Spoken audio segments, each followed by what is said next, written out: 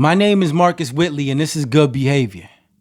Now, you can find me at I am Marcus Whitley on all social media platforms, and check out my website, thehardestchoices.com. On today's episode, we're going to talk about how to properly fill out an application, so that way you can get a steady source of income and not have to worry about looking over your shoulder every day. So what we're going to do first, let me pull up this application.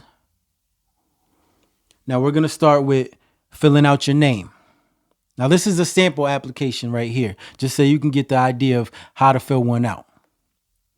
So in the first box where we put our name, our first name, our middle initial, the last name, on the box next to it, we're going to put in our social security number. Now, this is an important number to know, but never carry it around with you, because if somebody steals it or can get a hold of it, they can steal your identity. Then you're going to be in a lot of trouble. So make sure you don't give that to anybody. Next, on the line below that, you're going to put your mailing address, whatever address you live at. Now, under that, we're going to put the city, the state, the zip code. Under that, you're going to put your telephone number, which could be your cell phone, or if you have a house phone still. Under that, you're going to write, if you're under 18, you have to list your age. Next to that, you write your email. Now, under that, the job type, this is the days or hours you're available to work. So whatever days work best for you, you're going to check those boxes. And then whatever shift that you're looking to work. Well, first you're going to see what shifts they offer, and then see what works best for you. And then if you want full-time, if you want part-time, if you want to do seasonal, some jobs offer that. Then you're going to list in the next box how many hours a week that you can work. Now, if you're still in school, then I believe you can only work up to 20 hours a week, and you have to go around school hours or weekends. Now, the next box, they ask you if you could work nights. If you can, which is better for some employers, you would write yes. But if you can't, because you have school or you have prior obligations, you'd write no. In the next box, the date available to begin. Now, you should put today, maybe tomorrow's date, or ASAP. Show them that you're eager to work. Now, under that, it says, have you ever been employed by this company before? If you have, you write yes. If you haven't, you put no. If this was your first time ever trying to apply for this job. Now, the next box says, I certify that I am a U.S. citizen, permanent resident, or a foreign national with authorization to work in the United States. Now, if you were born here, you would put yes. Now, if you weren't born here and you don't have a green card or any citizenship, you would put no. Now, the next box says, have you ever been convicted of or entered a plea of guilty, no contest, or had a withheld judgment to a felony? Now, this, I advise you don't answer. You just leave it blank. Because at least in Massachusetts, most employers can't ask you your criminal history on an application under the ban the box law. Now, don't get that confused, because in an interview, they can ask you, but on an application, they can't ask you. So it's okay to leave that box blank. Under that, it says, do you have a driver's license? If you do, yes. If not, no. If you do, then you write the driver's license number in the next box, then what state you got it from. Under that, in the next box, you write, it asks you, have you had any accidents during the past 3 years? If so, how many? Under that, it says, have you had any moving violations during the past 3 years?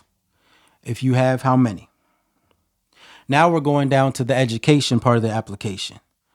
So you write down the name of your high school you were in, what city it was located in. If you know the street, that's good. You write that down too. How many years that you've completed.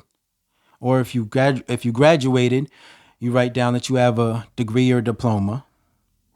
Now, under that, if you have any college experience or you went to a business trade school, you would write the name of that school, the city it's in, how many years completed, any degrees, or if you graduated from there.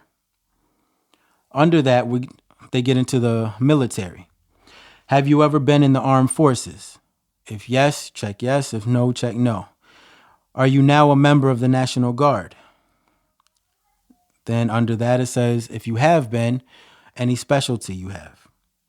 Next, we get into work experience. Now, if you had any prior jobs, you're going to write the name of that job. You write the name of your supervisor, however many hours a week that you were working. You write down the address, the date that you started the job, what you started making when you first started working, the city and state the job is in and the zip code, when you stopped working at that job, how much you were making when you stopped working, if you got any pay raises, the phone number to the job, what your job title was at that job, and then the reason for leaving, whether you were fired, whether you quit, whether you found a better job.